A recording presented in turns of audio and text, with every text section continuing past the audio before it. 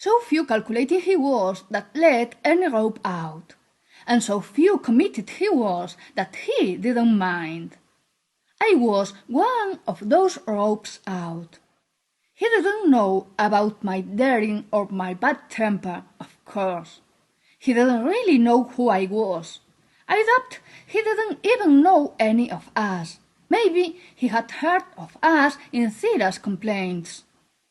Sitting at his office surrounded by files that contained all the information about the organization, he thought, with the look lost on the door, how big his name sounded, how big his plan was, how big he was. The organization was an abstract entity whose only physical referent was the office at the loft of the building at Hugo's home. He managed, who knows how, to avoid sharing the building, to keep Yellow Ward away, and to jump one of each two cuts in the power supply. Thanks to that one of each two, he could connect with the outer. And possibly, thanks to that, he could become the organization's leader. They didn't call him leader. They didn't like that word. It reminded them the yellow government. Of course it did. Not even laid his hand on a little fit of modesty and was happy being the brain behind the scenes. No. He first contacted with the outer one night of insomnia, and he became from night till morning the most radical of radicals. Until then, he had lived the bland life of everyone. Until then, he was happy about the yellow government, not even thought about questioning it. So shocking was the first contact. He had to move because his girlfriend got tired of doing the ironing however much the government told them to do it. Got tired of making lunch however much his mother found her to tell his favorite dishes recipes. She got tired of him and found others as submissive as him, but a bit more helpful. It took 3 months to find it.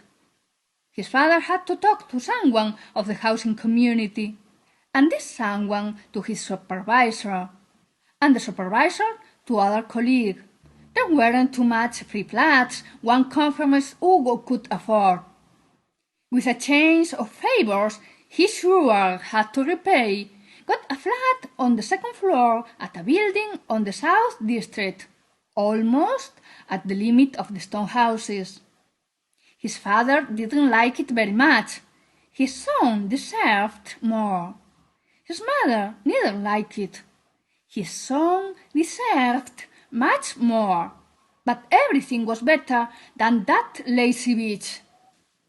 There lived 3 more families, one at the place opposite to his, 2 upstairs. It was easy to get rid of the first family.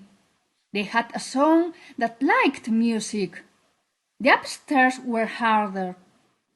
One of them wives was someone's daughter.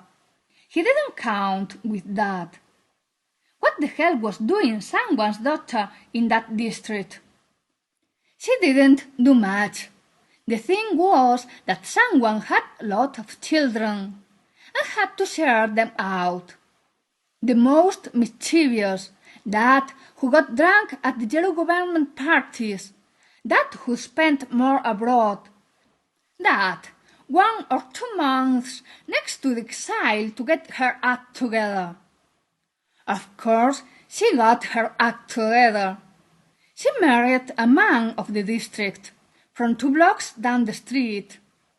The other family was the someone's daughter sister-in-law, because everybody knew how to deal.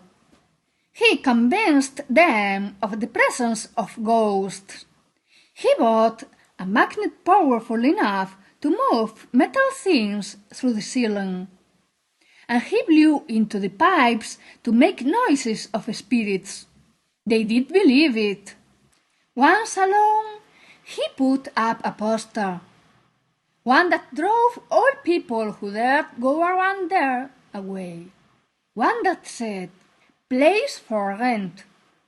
And from sheer boredom of not having more to do than work, he went around every floor and flat, gossiping, searching for things he could use, although he didn't find much.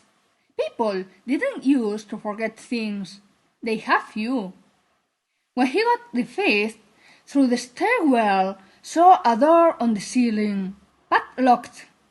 He tried to open it by pulling. He tried with a magnet. Nothing. He went down the stairs, out to the street, walked along as far as the stone street, and took one of that square pieces that shooted on the hollows that made path-holes. He hit the door strongly until he broke the fake wood.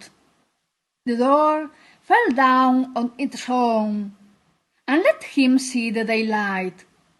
With his hands he pulled, trying to get up, and once up he sat down on the narrow floor of the loft. And as if he had gone into an enchanted world, he discovered things of ancient times, multicolored, delicate and exotic shaped, sophisticated and extraordinary devices. He spent there hours. He didn't go to work. He slept on a green sofa with flowery upholstery. He looked avidly to those boxes with keys, the pictures of women with nice dresses, and the winter clothes folded, and the knife and the forks. He studied if he must say something, if he had to share that treasure, if his father would know where to sell it to earn extra money, if there was a most lucky man in the world. He decided not to say a word at first. Then he couldn't take it any more, and he dropped it down.